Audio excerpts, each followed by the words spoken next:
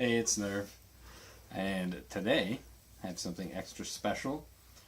And if you'll pan down, we have the Bark River Peter Kohler GRIZZLY, and this is the version that I got. There was 300. It's a production run of 300. And this is the one that I got. I opted for the black leather. Because I just like black better than tan color. And it's a really, really nice sheath, before I get into the knife, by the way. Like, really, really nice. It's a nice, thick leather, very supple. I got the water resistant treatment, which it's sort of like tacky right now.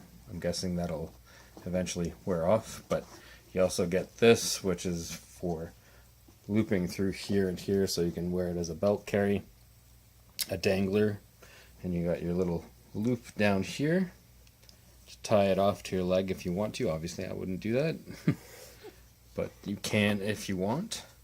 You can have it as a super, super low carry, I suppose, if you did it from there. I don't know why you'd want to do it like that, but you could. You could also do it as a belt, like a back carry. Also, probably wouldn't recommend it because it's a pretty big knife, but I mean, once again, some people want to do it. They can if they want, right? So, on to the fun part, on to the knife now. So, actually, one more thing about the sheath that I like. A lot of sheaths that you get, you end up cutting this because it gets in the way as you pull the knife out. Well, this one, it goes all the way on the other side, so when you pull out the knife, it doesn't cut it, obviously. It's also double-sided, so you can take it off that, and you can flip it around if you really wanted to. But so here it is. Still got stuff all over it. So this is 9-inch or 9.25-inch blade. Overall, it's just over 14 inches, and it's CPM 3V steel, very thick steel. The thickness on it is 0.272, which is really, really thick. It's over a 1/4 inch, and the handles that I got the Desert Iron Wood Burl with mosaic pins, and it's obviously going to be very sharp because it's pretty darn new. Yeah, that's pretty new. So I'm just going to move this out of the way. This out of the way. Do an initial sharpness test. Now, it doesn't feel like it's the sharpest knife that I've ever owned, because I've had, believe it or not, my sharpest knife was a BK9 Becker. And that thing was so sharp that if you tried to shave your arm with it, most of the time you try to do that sort of thing, test the sharpness, and shave hair off your arm, you have to rest it against your arm to push it through the hair. This one, you didn't even have to rest it on your arm, so that was pretty ridiculously sharp. But let's see how it does with the paper test. Yeah. That's not an issue, obviously. It's sharp enough to do that, no problem. So we're going to get rid of that. And now we're going to do a nice little paracord test without cutting myself. Yeah, that's probably a good idea. Okay. Oh yeah. That easily push cut through that, no problem. I don't want to cut myself. Oh, and by the way, there's a convex grind on it, which means there's no real primary there. It's just goes straight to the edge. Sharp. And nice big fuller there. Very deep. It doesn't weigh a whole lot in the hand, it doesn't feel like. I mean, for a knife that's like, I think it's 14.5 inches overall, and also over a 1/4 inch thick. Really doesn't feel very heavy. It's not blade heavy per se. It's actually very balanced. Feels really nice in the hand. And really, really nice handle. Like super, super comfortable. The choil is fairly rounded off, so it doesn't like hurt you when you use the choil. There is no jimping or anything on the back.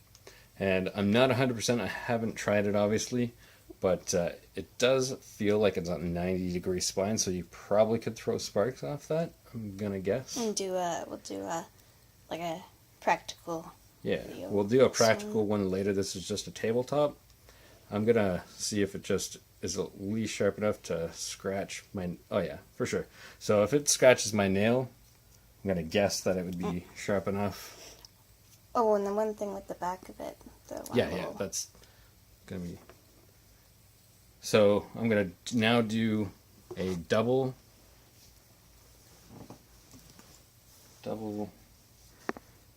because it went through the first one, or the single one, very, very easy. So let's see if I can do the second one.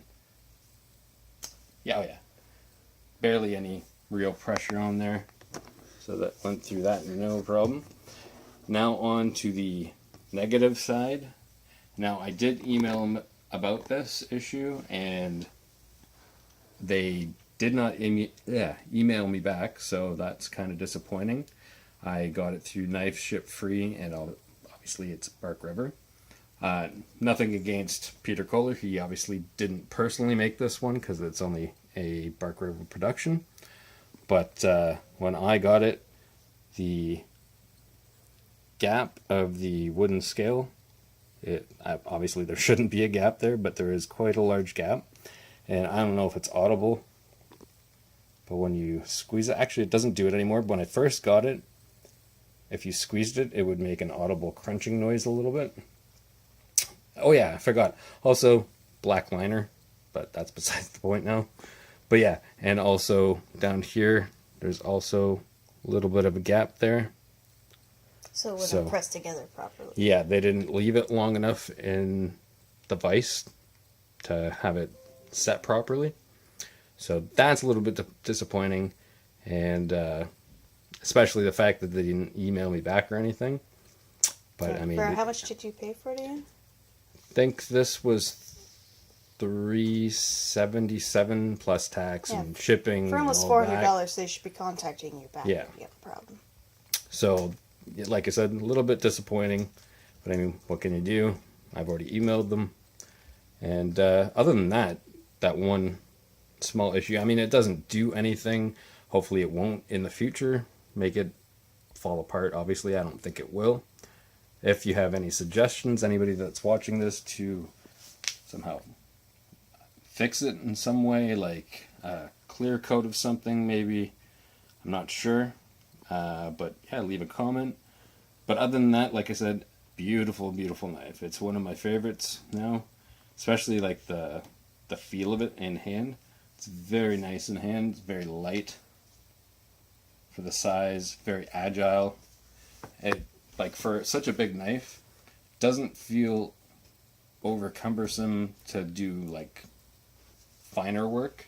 If you were to do like pegs for tents or whatever, notching for traps, all that kind of stuff, it doesn't feel super blade heavy or anything. It feels like it would be very comfortable for that sort of thing. Anyways, we will do a practical review on it later on, and so I'm just going to do this. This is all the stuff that I got with it. I mean, I got one little card with it that I'm not going to show because it was just a card. But yeah, this is the whole package, what you get. You get the sheath, you get the dangler loop, the knife itself, obviously. I don't think I missed anything on there. So hope you enjoyed this short tabletop review. And if you have any questions, leave them down in the bottom. And comment, like, and subscribe. Have a good one.